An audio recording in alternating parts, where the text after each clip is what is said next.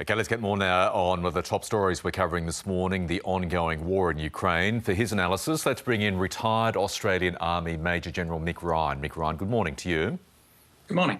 Now, this morning, the latest news, as I'm sure you are fully aware, we have Kyiv going into another 35-hour curfew. Residential areas, again, under Russian bombardment.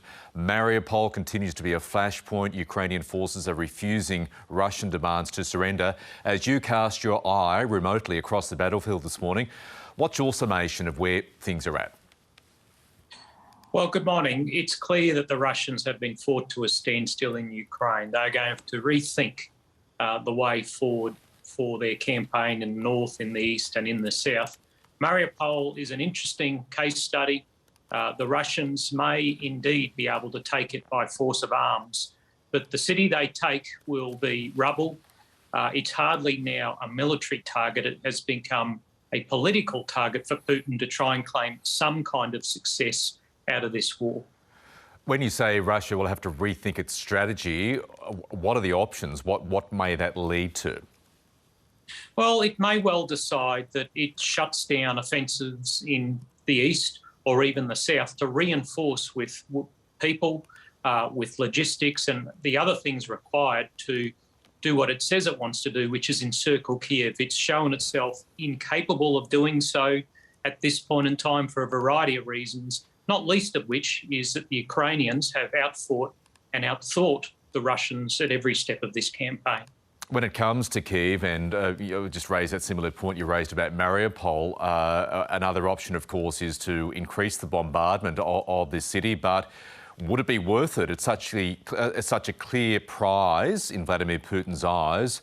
Would the wreckage of Kyiv after a massive bombardment be worth all of the effort, all the pain, all the suffering, all the death? Well, I think the way we conceive victory is very different to how President Putin conceives victory. He would have seen the shattering devastation in Chechnya and Syria as Russian victories. So the destruction of an entire city to he and his military high command might be seen as a victory in their eyes, but certainly won't be to anyone else in the world. You say Ukraine has fought Russia to a standstill. How long can this continue, though, with Western nations still not offering serious financial or certainly military assistance? Is it inevitable, just based on sheer force of numbers, Mick Ryan, that Russia will prevail eventually? Not necessarily. I think the West has been quite serious. I mean, the international sanctions regime is something that we've not seen in a very long time, if ever. That alone shows their seriousness. There's a huge amount of arms pouring into Ukraine. And frankly, the economies of Europe and the US potentially could overpower Russian capacity to fight this war before long. But as we've seen in the past, what's logical to us may not be logical to Putin, and he may continue to fight regardless of the huge costs that it's incurring on his country. Mick Ryan, appreciate your insights and analysis this morning. Thanks for joining us. Thank you.